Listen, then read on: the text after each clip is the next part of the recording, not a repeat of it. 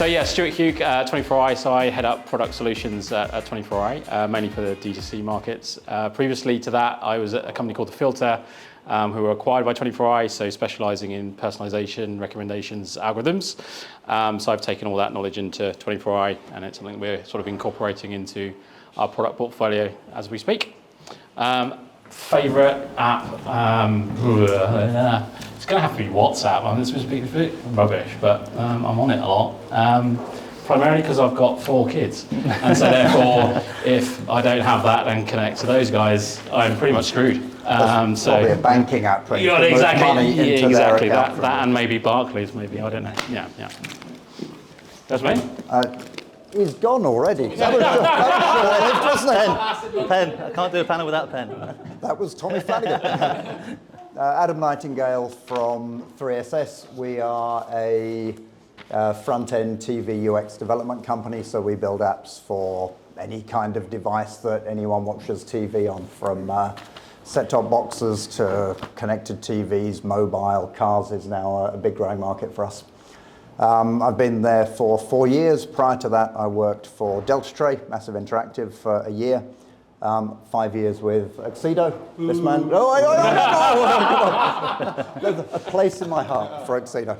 And I've been in the connected TV, OTT, internet TV industry since about 2005, 6-ish. So yeah, reasonably long time working in broadcast, sport, OTT. Favorite app? My God. I think Spotify has to win. If I look at the ones that my phone tells me I probably open a lot, I hate to say WhatsApp is there. And news. I keep an eye on what's going on in news. If you look at the apps that get used on my TV, which is maybe worth looking at as well, Disney is getting a look in at the moment, but I'm very disloyal, so it will not be getting a look in for long. Netflix is gone, but we'll be back. Amazon Prime, I hate Amazon Prime because it's the stickiest one. It's the one you keep because the shit they bring through your door is stuff. So I hate myself, but Prime is one of them. I'm Alex Wilkinson. I work for Accedo. We do the same as these guys, really, but we haven't got a silly 3-letter acronym. RCD, if you wish to. Well, there's 3, there's 2, and we're number 1. Only alphabetically. The numbers come first, so these guys, I guess, win. But yeah. I got dared to say that, but no. Yes, we do video front-end application solutions for companies large and small, really. Apps, God, this is a tough one. Probably the app that I use the most is Maps, which is really boring, but I literally could not live without it now. I mean, imagine trying to get anywhere without Google Maps. It would be a disaster. Yeah, no, that's true. I do live in the sticks. WhatsApp, Spotify, Maps. No video. That's a really, really good start, guys. That's a great start. The industry is stuffed, frankly. Perfect, great start. Thank you, guys. So, for those who don't know, they've kind of alluded to it already. These guys are competing for the same business. So I thought I would task myself with trying to kind of set the scene by summarizing each of them in kind of as few words as possible, my own words. Accedo it's not too mean. Accedo is obviously the biggest by quite some margin, nearly 600 people. So it kind of has bragging rights, the most developers, and you kind of had your own sort of gatekeeper advantage in a way, because you've got your own vendor marketplace, which we might come on to in a bit. And 24 I kind of see as the kind of punchy younger sibling. It claims you have you mentioned the filter, you claim you have the strongest personalization and recommendation algorithms of any of the competitors. And because of that, 24i probably talks more like a back-end kind of software company these days than a front-end developer. And 3SS might argue that you are the most expert in Android TV, I think, of the 3, although I'm still trying to figure it out really about 3SS. And also, naughty uncle. The drunkle. Naughty uncle. But 3SS is the only one that has given me a demo of Android Auto from the inside of a very fancy car. So you've got that. Whether that's a gimmick or a credible business, that's we'll find out. Yeah. So this is the part where I'll ask you whether you agree, you disagree with those statements, and what you would add to those, not just your own companies, but to your competitors. So, Stuart. Yeah, I think that's a fairly fair reflection. Obviously, 24i is very, very focused on end-to-end solutions, but we've built a very modular product, so it allows clients to take very much the aspects that they're looking for. So obviously, in recent years, obviously with the acquisition of the filter from a personalization point of view, obviously we've done a lot of focus in that area, but also around our back-end system to integrate that into our offering. And being a data geek, as I am, unfortunately, anything to do with analytics and to do with, in terms of that personalization story for me is really exciting. And I think that's the area that we're focusing on a lot in terms of our development, because we feel measurement in particular, I think, is going to become really key in terms of just demonstrating value in terms of in the OTT spaces. I think many of your questions might come later in terms of how we compete together, and in a crowded marketplace, how do you sort of how do you be successful? And I think measurement and being able to prove what your product is actually delivering is going to be quite a key factor. I think that's fair. Any slander for the neighbours? I don't really tend to go for slander, to be honest. Oh, you should do. Oh, really? On this guy particularly. Terrible. I've set my stall out now. Yeah, I'll leave the slander for maybe a bit later. And your assessment, I think, historically is right. 3SS grew up as a... well, in fact, 3SS started with a different name, but the founders started in the... this will sound familiar, but another company did better. In the DVD rental by post business. So it was in the kind of VOD, but with a bit of lag business, a long time before it got into the more sort of online part of it. So it has a pretty long history in the TV business, but grew up spectacularly quickly when Android TV set-top boxes were the thing to have, and I need one of them. Mm-hmm. And did well out of it. We have, as Accedo, we were competing very regularly with 3SS. 3SS did well, won lots of deals, still has those companies as customers.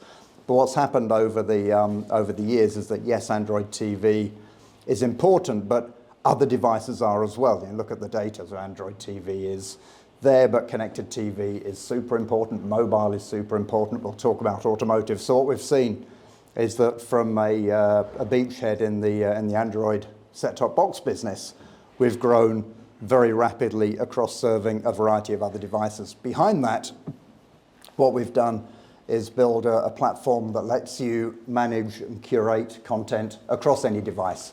So the experience that I would expect to get at home on my TV is very different from the one that I'd expect to get on my mobile at a different time of day on a train. I don't want the same content, I don't want the same layout, I don't want the same recommendations. So what we've got is a platform that lets our customers curate the right content to the right people at the right time based on whatever parameters they care to define. It could be that on a Friday you sit down with the family and watch box sets or a film.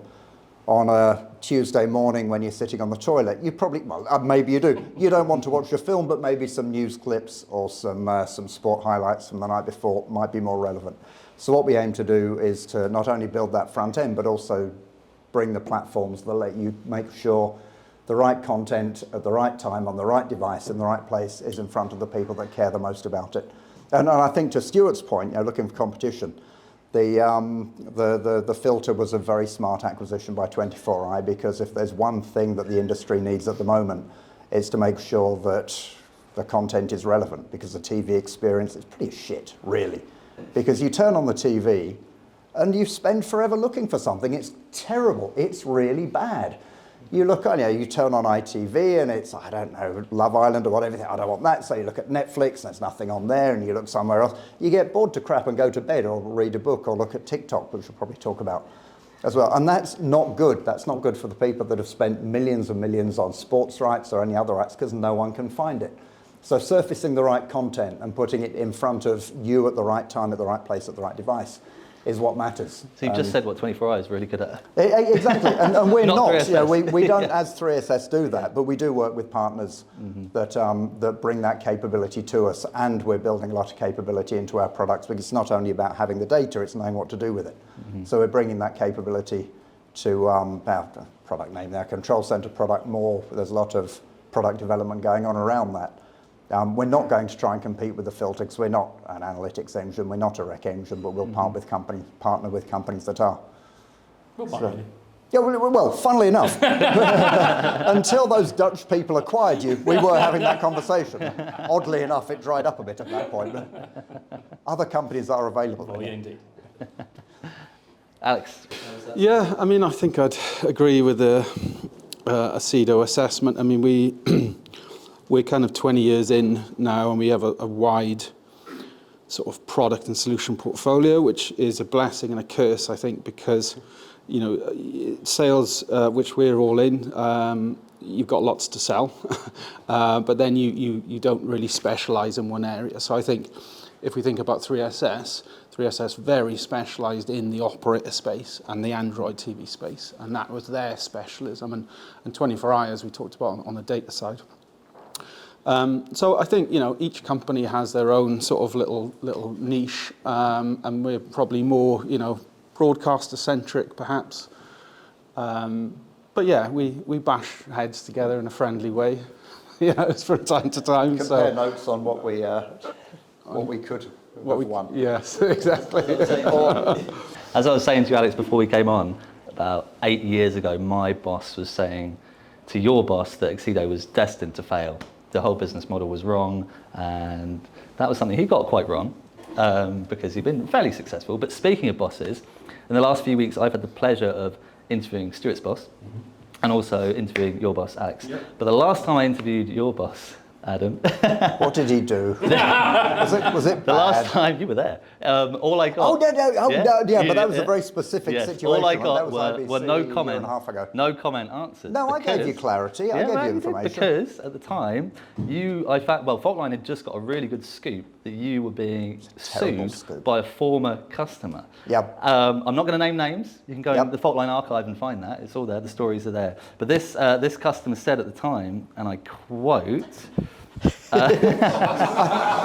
I guess? The core aggregation goals simply push the limits of 3SS systems. So, have you rectified those limits, or was that a very isolated system? Can I give you a glib answer?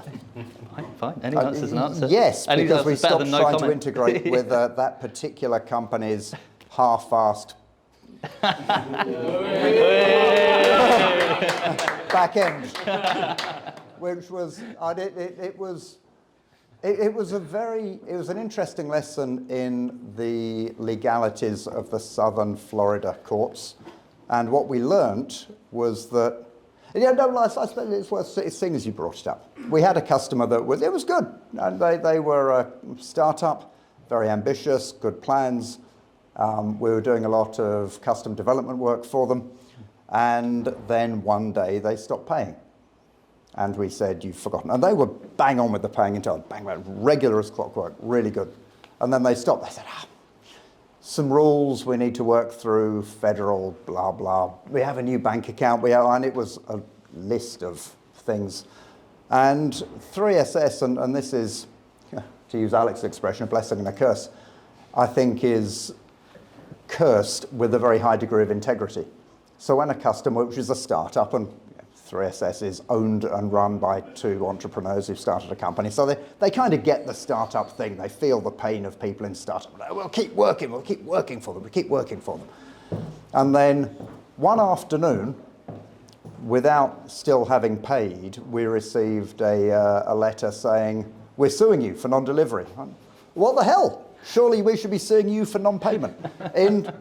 Which is kind of a more material breach of an agreement where we continue to deliver, and what we delivered was live in market, so it's clearly not that bad, right? And under Southern Florida law, he who shouts first has a bit of an advantage. The conclusion was that they settled and went on their merry way. So we were sued unsuccessfully by an unnamed company.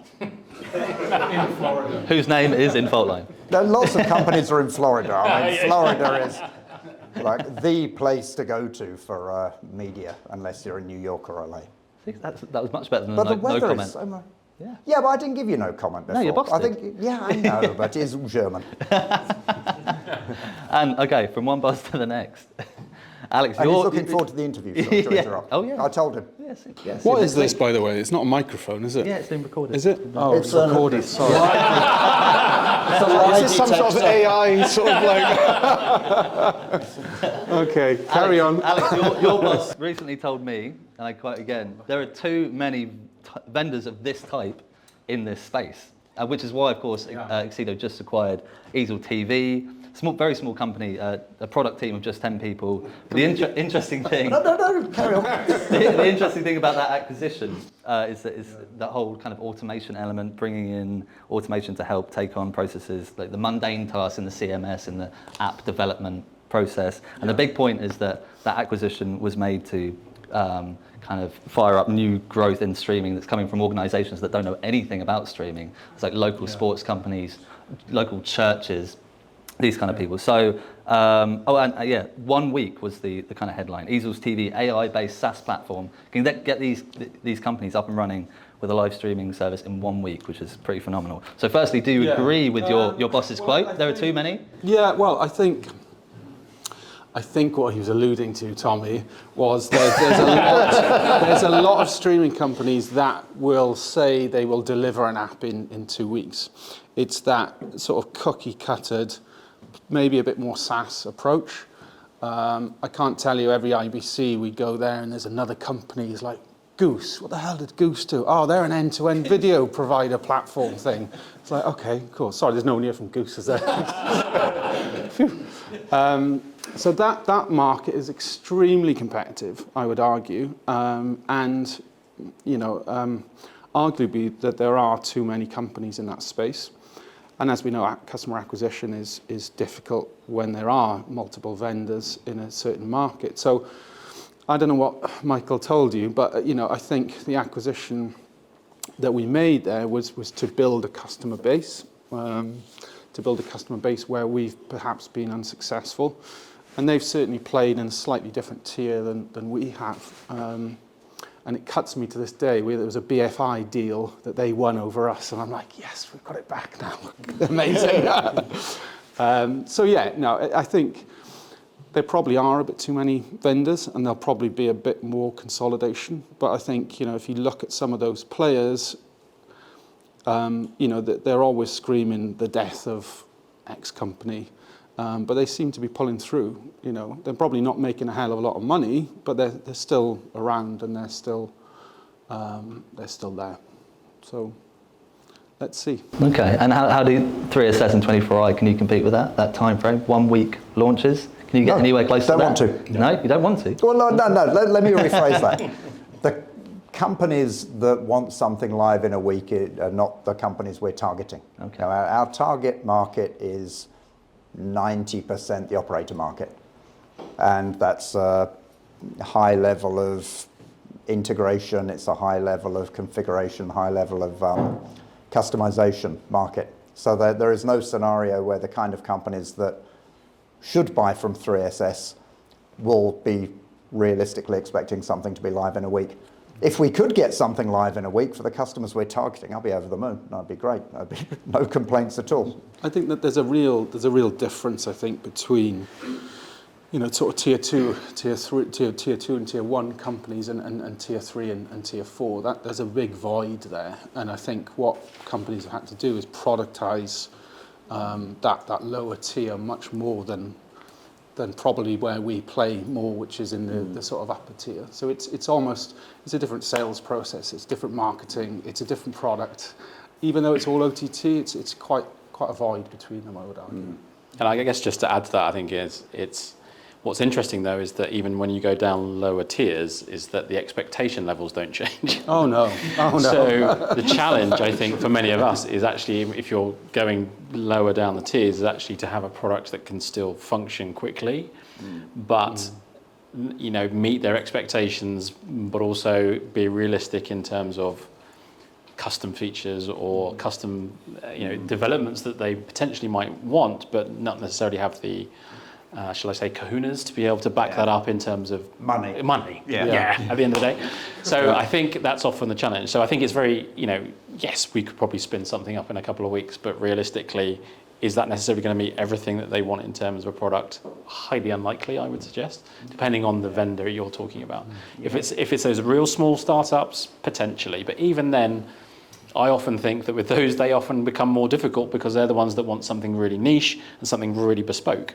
So it does become quite a dichotomy from that perspective. That's interesting you revealed that figure, Adam. 90% operators. Could you, Stuart, Alex, do you have those figures?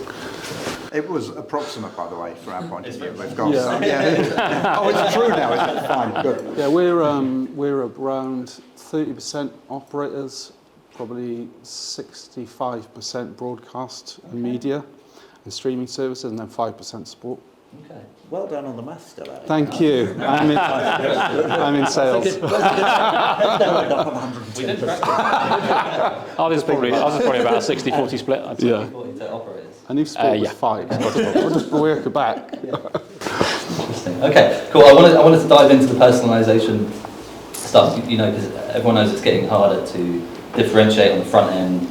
Everyone wants to look like Netflix, essentially. And some people argue that's not a bad thing because it kind of standardises the whole experience and people will get familiar with it. And that means a lot of the differentiation, the disruption is happening at a metadata level.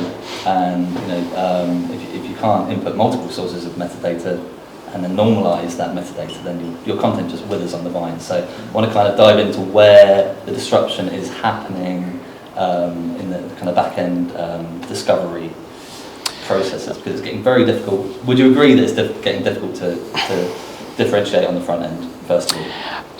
I think it's difficult to differentiate. Everybody follows the same pattern. I don't think that will be the case in years to come. I think some of the things we might discuss later about the TikTok. I can't even say it. I'm not. That's the one. I can't say it. So I'm going to let you say it. Thank you. I think it will have to change because otherwise everything starts to look the same. And I think users will start getting very tired of seeing the same interface, the same things. And it gets harder for a user to actually differentiate between different services. So I think from a design perspective, I think there needs to be change in terms of from that perspective. Linking that to personalization, I think very much fits into that same realm. And so whether that's in a car or whether that's in your TV, whether it's in a mobile, I do think you're going to need interfaces that can be flexible enough to have different experiences depending on your use case of consuming content. Because I think consuming content on your mobile is completely different from consuming content on your TV or in a car or anything else. So I think for me, it's about the flexibility of the systems to be able to cope with that kind of personalization. And I think that's the challenge because the data and the technology is there, but can you make it commoditized or productized to be flexible enough to meet what you'd probably call hyper-personalization, though I hate that phrase, hyper-personalization, it's disgusting. I'm going to call bullshit on that. And also AI. So yeah, I think for me there's still a lot that can be achieved in personalization that hasn't been achieved. So everybody goes on about Netflix being the benchmark.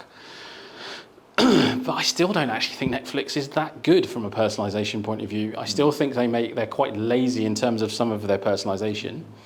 And I still get stuff I've watched continually back on my front screen, and in terms of a Netflix experience. So it's in-house, right? And that's the enemy. Yeah. So I still think there's a long way to go. I also think there has to be for me, coming from a media background back in the day in terms of media buying as well, also in talking about personalization in a wider context, personalization doesn't just stop at an algorithm that sits on TV or sits on your phone. It's about that personalization journey from when you're getting email communications or mobile communications, or when you first sign up. It's that whole consumer journey that e-commerce has been doing for years in terms of making personalization work. For me, TV has got so much further to catch up in that space, in being able to actually deliver true personalization. And that, therefore, for me, there's still a long way to go before TV gets there in terms of delivering what I would consider to be true personalization. But it's baby steps, right? So I think, but then there's big opportunity there to make that happen. Mm-hmm, sure. Adam, you've kind of already dug your own grave. No. Directed at your comment. I think it's what I said before. I think using a TV can be a bad experience unless you know what you want to watch and where to find it.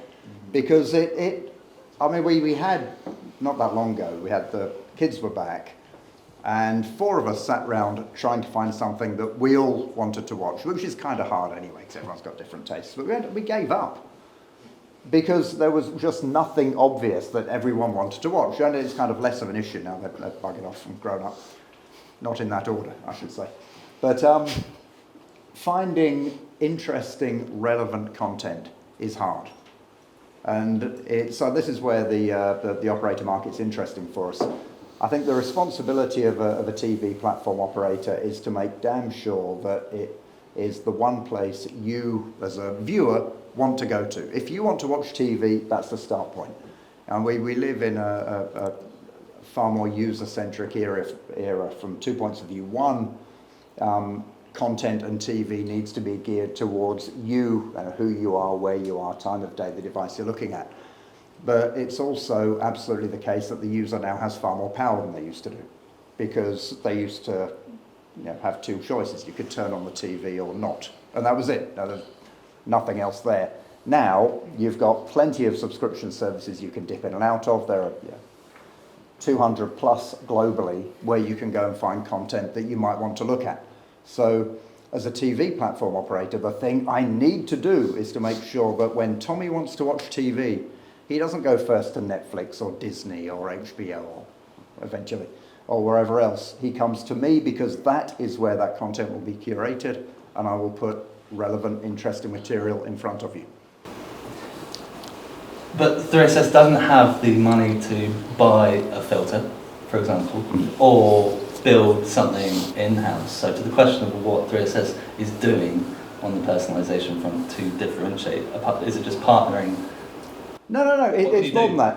Partnering is an important part of it, but understanding the behaviour of users, understanding and being able to track, report and analyse what they watch and where is absolutely crucial. And that is, as the front-end provider, that's data that we have that no one else can have.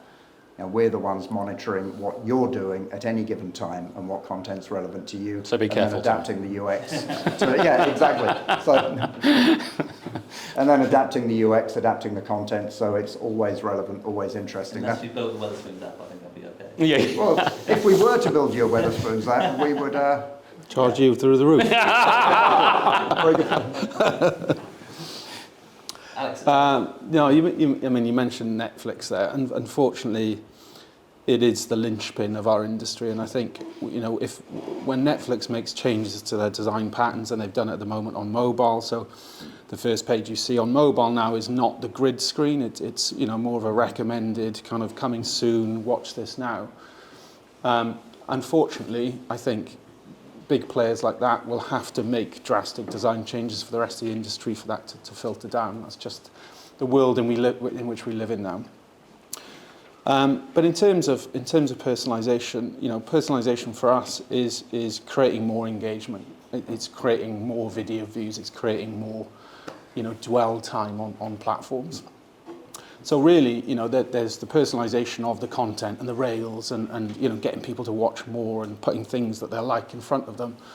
But it's bigger than that, really. It's, creating features which will keep people engaged past the video. So it's, you mentioned e-commerce, gamification, and, particularly in sports, allowing users to really invest in a team or a player or, an event. So I think we've got a lot to learn as a streaming industry about how to go beyond just video thumbnails and really create a much more holistic, engaging experience. I like what you said about about the metrics. The one, well, a couple of them, but one in particular of our customers is really keen to improve the time it takes between someone sitting down and turning the TV on and starting to watch something. Because the UX, we all put effort and have people building UX. We don't want anyone to use the UX. I get the fucking thing out of the way as quickly as possible and get to where the money is. And the money is in the content, and the money is in the ads that run through that content. There is no revenue from someone looking in a shop window and go, oh, that's nice, that's lovely, and then they go down the road. And we need them to get in and start viewing something, but then carry on watching it. So understanding how to shorten that time between opening your beer, whether you're in Wetherspoons on your phone or at home on the telly with a can of Stella, is crucial. You know, get Tommy to the telly as quickly as possible and then keep you there. Now that dwell time, nice expression, is important. I think we can get hung up a bit on this idea that I want a Netflix kind of UX, and probably you guys hear the same thing. Make it look like Netflix. Yeah. Really? No. I know. I mean, yes, but what about you? You know, you're not Netflix, but anyway. The important thing is watching telly, not mucking about with UX. Brings us full circle to customer demand. All your customers are asking to look like Netflix. They are, but you need to dig a bit beneath that and find out what they're actually interested in doing. And looking like Netflix is not what you want to do, because there's no money in looking like Netflix. But if everyone wants to look like Netflix, the way that you would, we advise our customers to differentiate is in the experience. So, does it use motion design, for example? Motion design would be, you scroll down and a page, I don't know, Disney magic comes across it and, stars move or whatever, or you're on your phone and a little thing switches over, and it's just a really nice thing to use, and it's tactile, and, that's how you would differentiate, I think, a lot more if everything is homogenous. It's on the experience, and how does it feel to use that service? That's what we try and get across in a really designy, wanky way. But I think the other interesting part about that is, I know, for me, is design by data. And I'm so sorry for being the geek about data again, but actually I see too much of design for the design just for sake, in terms of trying to change something and then looking actually what effect that had. So I've got a number of clients who have made design choices, because we're not in charge of their particular clients in terms of their front end. They've made a design choice to change the UI, and it's had a complete detrimental effect on their whole content discovery. Yet they want us to improve content discovery. So it's like, well, hang on a minute. You're making that harder by making design changes that make that harder, because you've added another click, or you've added another step for someone to find something. So I think there's also a lot that can be said about actually understanding a bit, like you said, understanding that user experience, understanding that journey, and actually designing something that makes that easier, not harder, but making that easier for certain segments of users. Because I think there's also got to be a realization that most services are going to be probably one of 5 or one of 4 in a household. They're not going to be the one that they're going to go to straight away. They're probably going to be 4th on the list of searching for stuff. So again, it's that realization, if I'm 4th on the list, they've probably looked at other services, and then I've got my opportunity. So you've got to maximize that straight away when they land. And I think that's where the real sort of design comes into understanding, how am I going to do that? But again, for me, that's how you link, that's why it's important how you link that journey together. Because if you are 4th on the list, then you've got to make sure you're taking advantage of every touch point you've got with that user to make sure that you're in their face. And if you are the 4th choice, that when they do decide to give you time, that they're going to do something about it and watch your content and stuff. Got it, yeah. Let's not dwell on this part for too long, but people came to hear about Gen AI.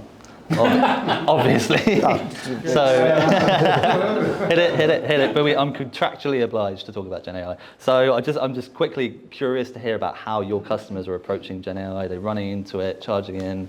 Are they approaching with caution? Is there anything more than chatbots, or from the front end to the back end? Where are they looking at? I mean, my personal opinion on Gen AI is that a lot of it will be around back-end service improvement rather than necessarily front-end delivery.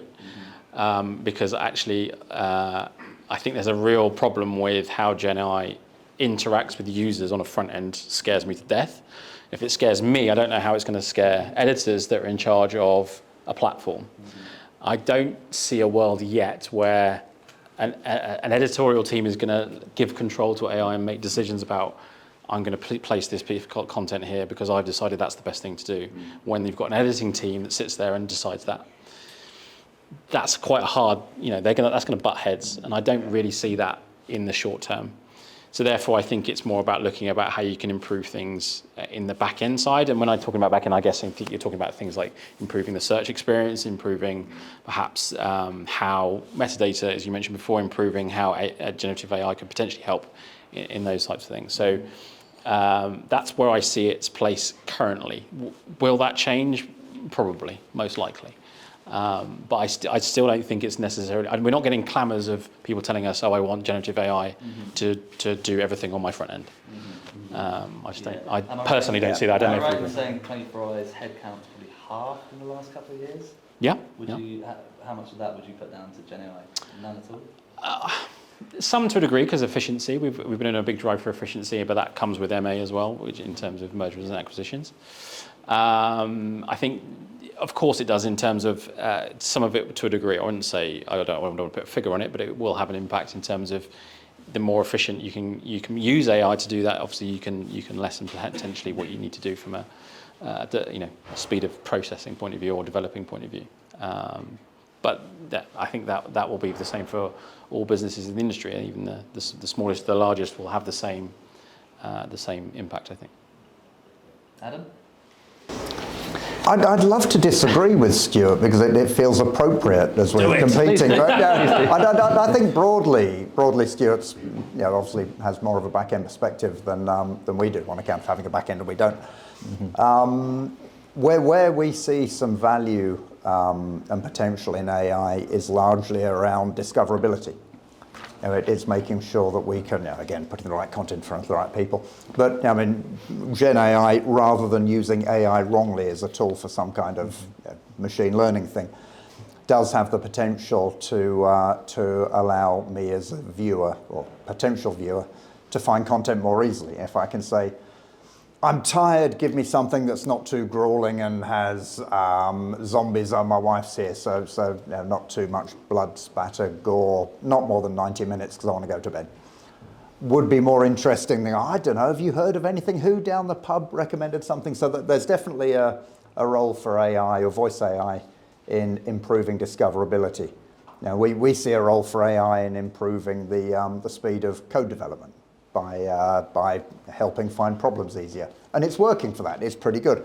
Personally, I find a value in AI for validating arguments, for improving text, for sticking a video through YouTube to get the subtitles out, to put it through AI to get a summary of it. Personally, I find lots of value in using AI as some kind of smart-ish assistant. Often it's wrong, so you still can't trust it. It's not only that it's hallucinating, it's often just simply not correct. But from a TV UX point of view, its value, as far as we can see right now, is more on the discoverability side than anywhere else. Okay. Maybe Accedo has a different view, but... No. You're looking sceptical. Sorry, Alex. No. Tommy has that skepticism. I'm keen to find out more. I'm just thinking how long before the first fully or semi or fully Gen AI developed app, and then what does that mean for your businesses and how you I think that there's recover from that? There's a couple of things. I mean, if you look at the kind of contracts that that most big, whether they're broadcasters or operators or big streaming companies would have with their tech partners, there's a caution around things like open source code that I absolutely believe will be reflected in AI.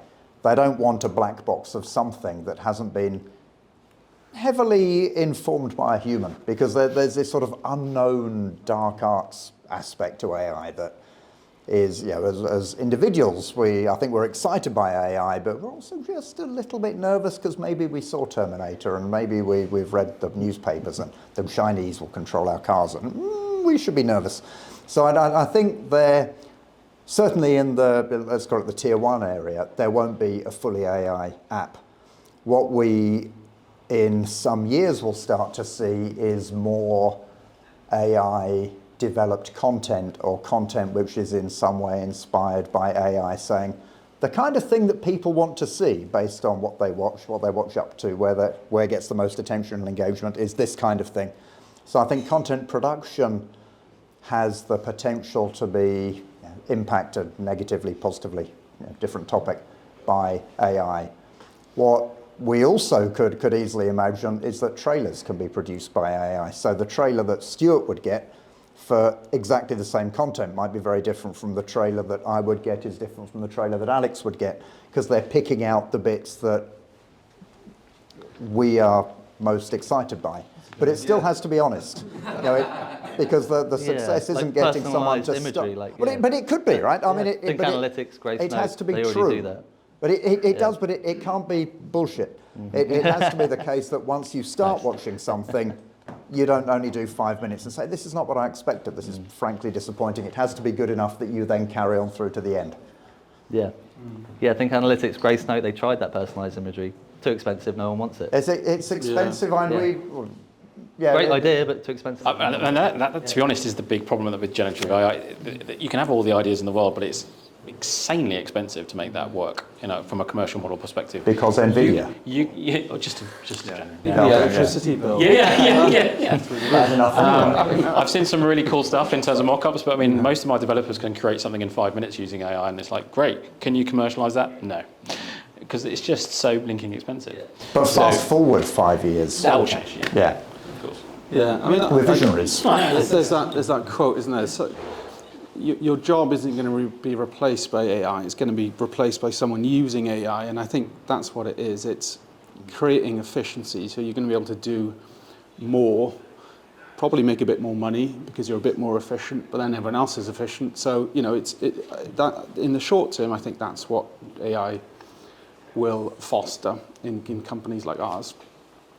In the future, I think personalization. When you use voice services now, I don't know if anyone uses like Google and Alexa, you just realize how shit they were, right? When you've properly used AI and it's conversational and it's got the wealth of the internet behind it, it really shines a light on how rubbish voice services used to be. So I think, voice services were heralded as the future of TV at one point, but the moment that it doesn't work very well, people just switch off, right? So it's got to work 99.9%, Amazon uptimes of the time. And I think that's potentially an area that we'll see a lot more development and growth in is voice activation, but good voice activation. So the other area I've seen it in probably development is, could it bring further information about content to your screen whilst you're either in search mode or watch mode? But then often go back to, is that really the experience you want when you sit down into a TV? I think some will, because they're quite geeky and want to know every single actor that's on that film and what other things they've potentially been in, and they want that, go into the depths of information about that particular content, but lots of other people just want to watch something. So again, I think there's a balance between actually what is the experience users are after versus actually what you can actually give them, and I think that's the other. The market will probably, the users will end up telling us what they want in terms of. Amazon X-Ray is pretty good there. Yeah. Do you use that? I haven't actually. All right. If you on Amazon Prime, press pause and it'll tell you who that. Yeah. But I sit there watching TV with my wife. She said that one has been in something. What the hell? I don't know. And then you end up on ChatGPT. And go, who was in Stranger Things and Billions? I go or whatever. So I think maybe you're right. There's a role for AI as well in making my wife easier to watch telly with, frankly. Yeah. We spent a lot of time on TV, but looking at the future business opportunities. Accedo spent a lot of money. I don't want to say wasted a lot of money, but potentially wasted a lot of money Why not? in VR and XR experiences. 3SS, similar situation with the connected car. I don't know how much business you guys are making from those experiences because you haven't publicly. Yeah. 24-hour, I would say, has been a little bit safer. Do you think? Yeah, I would say do so. you agree with that? No, 100%. Yeah, 100%. Do you have any miscellaneous projects in the work? No. XR, No connected cars? No. So you agree with those comments and that you don't have much business? Are they being subsidised by Android but TV at the moment? I think for us certainly, we're sort of building for the future, and I think if anyone's used an Apple Pro device here, you'll realise how good it is. It's really good. Has anyone, Show of hands, anyone who use the has Vision used Pro? one? Ah, losers. Zero. No, they're really good. The build quality of them is amazing. The experience is fantastic. The problem is that you've got this thing strapped to your head, right? That's the big elephant in the room for sort of VR. XR is a little better, but the experience isn't as plentiful and immersive. So they'll reach a point, I think, in 2-3 years' time, perhaps, where it is social. It is, it's not a barrier to entry because of the physical components you have to wear. So if anyone's used immersive experiences, you'll have gone, wow, right? And something that makes you go, wow, isn't just going to be sidelined. It really has longevity, I think, but we have invested a lot in it, and I think that time will come, but it's probably not now. We're not at the tipping point yet, right? Accedo survey recently said that 56% of users would watch live concerts using a VR headset if they had a VR headset. Of course, no one does. And 50% said they would watch live sports in VR if they had a VR headset. So, I mean, let's do another show of hands. Does anyone here own a VR headset or AR headset? Do you plan to buy one? Okay, another show of hands. Would anyone sign up for a pay TV or broadband package from, say, Sky or Virgin Media if they bundled a headset in? Sky is putting their hands up. One and a half. Do you plan to bundle a headset?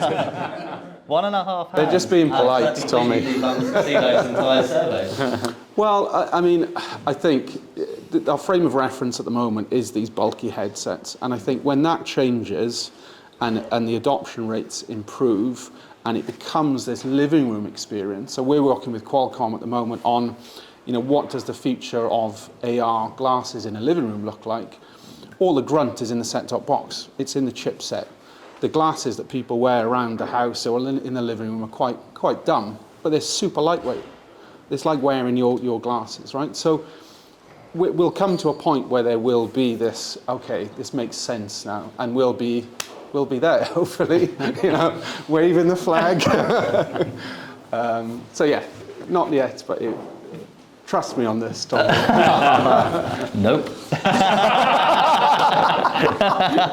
A similar question to you, Adam. I mean, sell it to us. Who Where's here the has a future? car? Exactly. Sorry, I'm just wondering. Oh, yeah, well, funnily enough, I made a note. I got a press release earlier today that's saying that, bugger. or was it yesterday, that a German media regulator has just categorised in-car entertainment systems as user interfaces, Yeah. which means they get regulation over them. Yeah. So is that a good thing or a bad thing for the I 3SS? think it's a good thing, and it's a good thing for a few reasons. One is that anyone who has a car that is predominantly driven by a touchscreen, not driven by, but where you control things using a touchscreen, knows that it's crap. Trying to alter, especially in this country, maybe in Germany or France it's all right, but you're trying to alter your air conditioning and you hit a speed bump and turn the radio off or on or windscreen, whatever, it's rubbish. So yeah, honestly, I think that forget the whole video entertainment thing for 1 minute or media entertainment in a car. There is a lot of sense in regulating how the UX in a car works. From a 3SS point of view, we have our expertise is in trying to put content in front of people in a way that they give a shit about and will then view it or listen to it. And the car is a natural extension because it's somewhere where people will be watching more video, but right now will be watching more audio. And in the same way that there is more video available now than there ever was before, there's a truckload of audio as well. Think of the number of podcasts there are. Whether it's the history, or the rest is history, the rest is politics, whether it's something from the New York Times, whether it's whatever. There is an enormous amount of content that's not only video. So I think a bit like with the AR, VR thing, but sooner, maybe. The people will be watching video in cars because the car drives for them. But now, and for years, they've been in cars listening to podcasts. So there are two elements to what we're doing that converge very much on making sure that we can make it easy to find relevant content to entertain you in a car. And that's really all there is to it. And technically, there's a lot more to it because you have to integrate with car systems and make sure that if someone is looking at the screen instead of at the road, then the video won't play. We have to make sure that we're integrated with car safety monitoring systems. We need to understand if there are people in the back, and then if there are screens in the back, we can put content there. So there's a lot more going on within a car, but as the extension of a living room, then a car is another very valid place for viewing or listening to some kind of entertainment. To take apart your idea that we've spent a fortune on it and have got nothing back, we have revenue in the automotive side. We have customers on the automotive part of the business. As do we. I don't know Not on the who this man automotive, on is. the XR side. On the XR We side. had that years ago, didn't we? We did. Yeah, We back did. when it was we. When it was. Anything we since have- then? Nope. No, we have. We have. You'll see it in a And then you PR have to next take week, your I think. first answer, I'm No. afraid, We so- do. nothing. We do. No. Yeah, Stuart doesn't look convinced. So, there's definitely revenue there, there's business there, there's work there. And I think a bit, the point to make, a bit like the operator business wants to have its own unique experience for us viewers in our houses watching TV on set-top box. Car makers do as well, because what they'll otherwise do is end up building some kind of generic box that'll waft you from A to B, and you've got CarPlay or Android Auto in it. And that's great. As a user, I like CarPlay, it's great, does what I need it to do. But as a car maker, I want that to be my experience. I want this to be me as, whichever car maker I am, making sure that this is my brand, my personality available to the customers I sell cars to. One use case, which is an interesting one here, if something goes wrong with your car, then do you want to be rooting through the glove box looking for the manual, or would it be kind of handy if a YouTube thing came up saying, this is how you put the spare wheel on? The jack's here, you put it under here, you turn the little thing down. Imagine that in XR though. With that big thing on.